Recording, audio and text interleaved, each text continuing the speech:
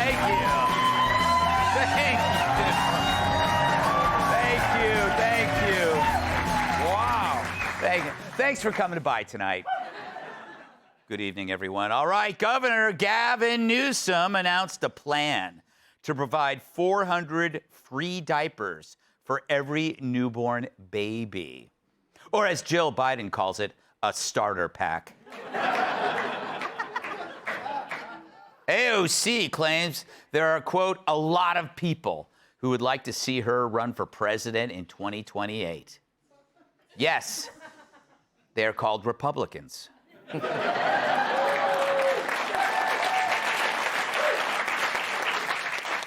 Thanks to the war, businesses in Iran are experiencing mass layoffs. The good news, all the guys who chant death to America were instantly hired by Columbia University. The FCC has released a massive trove of viewer complaints against Bad Bunny's halftime show at this year's Super Bowl. It even beats the record of complaints previously held by another show.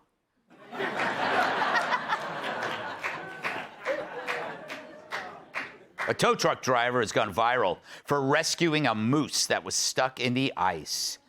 Evidently, he had practice using the same exact technique they employed to get Joy Behar out of an Uber.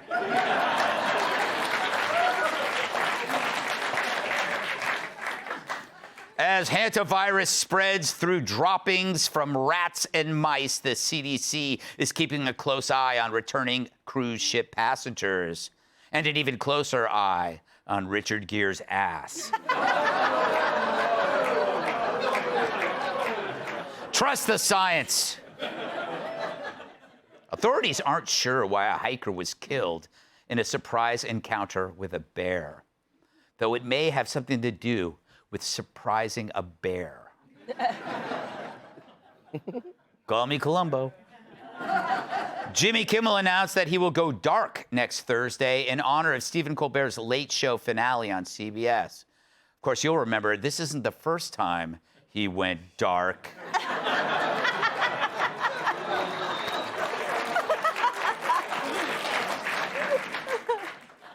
And finally, singer Dua Lipa is suing Samsung for $15 million for using her photo on TV boxes without her permission. After hearing this, Rosie O'Donnell is now suing Purina Dog Chow.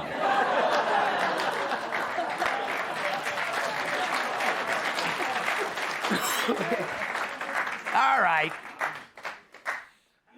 Settle down. Here's a fun story. Last week, a 76-year-old retired teacher was walking to a subway station when a man shoved him down a flight of stairs from behind, killing him. Sorry, I lied. Not a fun story at all. Police later arrested this guy, Ramel Burke, and get this, it's his first arrest. He never committed a violent crime before. Sorry, I lied again. He's been arrested 4 times since February. Even more infuriating, last month, he assaulted a man and a woman on the subway and got arrested, but the victims didn't cooperate with prosecutors. It's a decision the 23-year-old woman says she now regrets, and that's big of her. She told the New York Post, quote, "I regret it 100%. And I actually feel really bad that a man lost his life. Maybe a part of me was just like, I don't want to put another black man in jail. But you know, at some point, if you're a criminal, you're a criminal, and he was scary. Yeah, almost as scary as your cowardice." But I think when people say they don't want to see another black man in jail, they usually mean an innocent one. You know, like O.J. Simpson. But this thug attacked strangers, yet all she saw was his race and made an excuse for him. He's black, so it's okay that he commits violent crime. Her reaction is as racist as crashing your car to celebrate Asian Awareness Month. I've done that. Congrats. Meanwhile, violent crime in the subway is up. It's the 4th murder in the subway this year, up from 1 this time last year. It's only May. But this is how a broken culture leads to horrific outcomes. A culture where everyone slowly learns to live around insanity. That woman decided that she could live with a criminal being on the street, and an old man paid for that with his life. In basketball, they would give that lady an assist. She accepted an intolerable outcome, which put the rest of us in the crosshairs of madmen. Madmen who figured out that if they got away with crime in the past, why stop now? Because now, simply enforcing the law is oppressive. And maybe you should ignore your own instincts, because otherwise somebody might call you racist. Hey, instead of crossing the street, I'm going to walk right through this street gang. Hey, maybe they'll waive the initiation when they hear my Wu-Tang ringtone. But refusing to acknowledge danger doesn't eliminate it. It just transfers the risk onto innocent people. It's fake compassion, not empathy. It's surrender. Because the burden of that compassion never falls on the elites who push it. AOC is in an Uber, and Joe Biden gets around in a hearse. Nope, it falls on the working woman riding the train home at midnight, the grandmother walking to church, the retired teacher going down the subway stairs. It's never the politician returning from a meeting on how to raise your taxes. Instead, it's the same minorities the left claim to protect that absorbs the risk. But the typical female Democrat is more scared of being called a racist than her own death. So they sacrifice safety, and they stop believing that cooperation matters, which makes the system even weaker and creates even more chaos. So it's not just the killer who's guilty, it's a mindset belonging to so many so-called empathetic morons who make the killer's mission easier. It's a culture that romanticizes dysfunction and demonizes law and order, creating a public that would put their lives at risk to avoid getting a mean comment on Facebook. But when enough people decide that, eventually someone innocent pays the price, and next time it just might be them. Let's welcome tonight's guest. He's so white, he says thank you to automatic doors. Fox News contributor Tom Shalhoub. He wears 3 watches, and only 2 of them you can see. Shark Tank star Kevin O'Leary. His audience suffers from resting refund face. Comedian Jeff Dye. And she talks so fast, her tongue has a pit crew. Co-host of Outnumbered, Emily Campagno.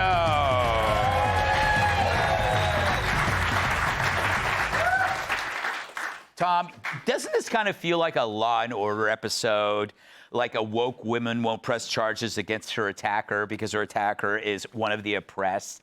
It actually feels like this is copying a Law and Order episode as opposed to Law and Order copying real life. Yes, ripped from the headlines, dun-dun. Yes. But Greg, I'm glad you used the word empathy, or you said so-called empathy. It's something I've been seeing and hearing a lot lately. Democrat politicians accusing the president, there's just no empathy in this administration. Journalists saying the same thing. And you love the phrase suicidal empathy. We've used that in the past. But really, what is empathy? It's the ability to put yourself in someone's shoes. That's why we watch The Sopranos. And maybe not we're gangsters, but we're able to see the point of view of Tony Soprano, right? You can do that with individuals. You can't do it with a whole society. President Trump's job is not to empathize, it is to get the job done. And she displayed the fact that it was not real empathy, was it? Because what did she say? She said, oh, someone else got hurt, but I didn't want to put another black person in prison. Yes. That's not empathy. If you had empathy, you would empathize with the individuals that he hurt. But instead, she cited a statistic. Yes. You know, that's not empathy. That's a great distinction. She doesn't empathize with the individual. She empathizes with the group, which can not actually be. It's impossible to empathize with the group unless, you know, it's in a hot tub. Kevin, that's why I come to you, Mr. Sparkly. You look like Liberace threw up on you. You know, listen.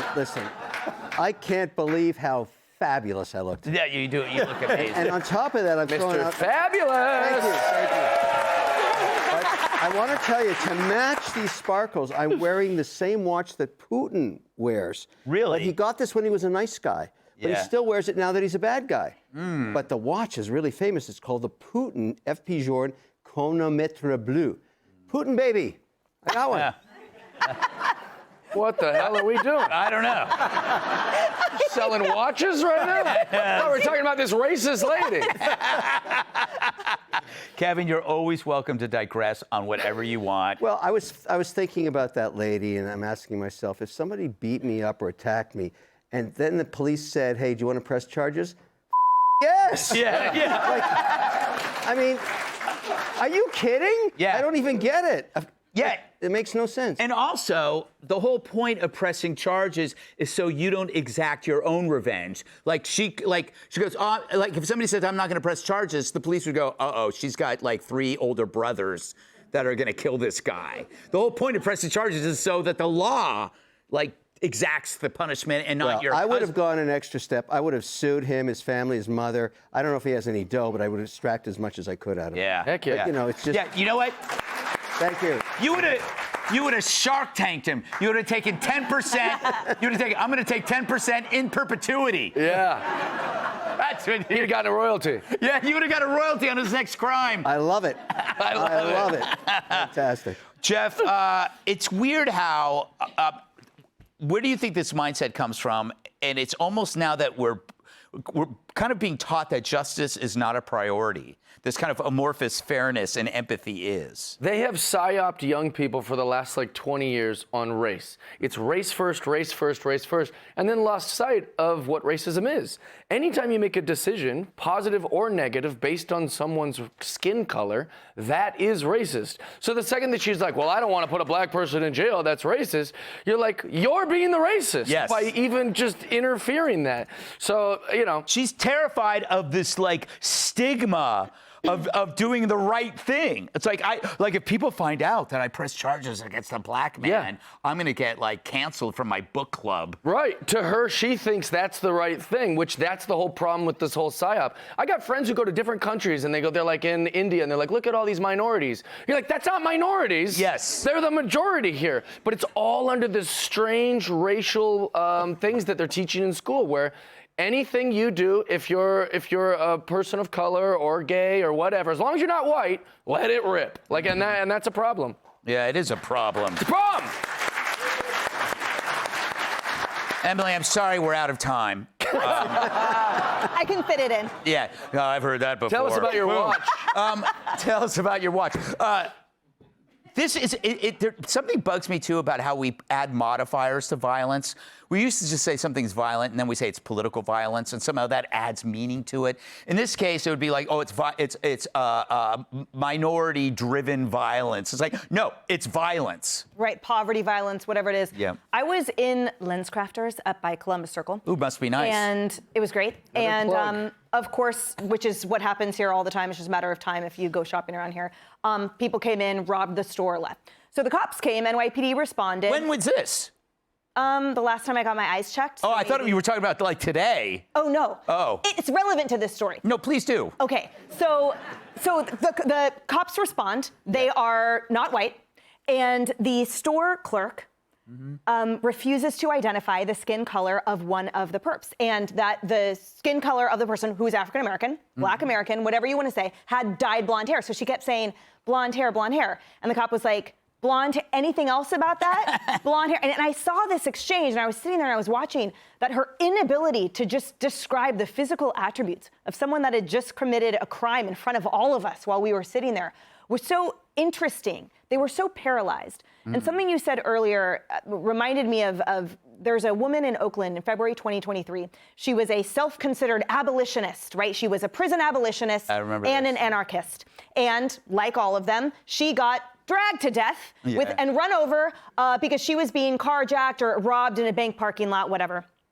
I am sorry that her life was lost, obviously. But after that, her friends and family, her chosen family as they were described, advocated for 0 jail time because they said, no. She wouldn't want, She would want this person to have no jail time. And I thought about how, I was like, wow, she essentially sacrificed herself for the cause. But what I see with this woman here, what I see with all of those females who refuse to describe adequately or complain to the police or make sure that one arrest is the last is that they are sacrificing others. People. That the 7 prior victims of the arrests of the person who stabbed Christina Yee a couple blocks from here 40 times, his priors they sacrificed her. Yeah. That this 77-year-old man was sacrificed by the inability of that feckless invertebrate to even just stand up and say, this man assaulted me. So up until now, he's the waste of flesh. But I think that these victims who are totally blindsided by the color of skin, that they are now wastes of flesh too.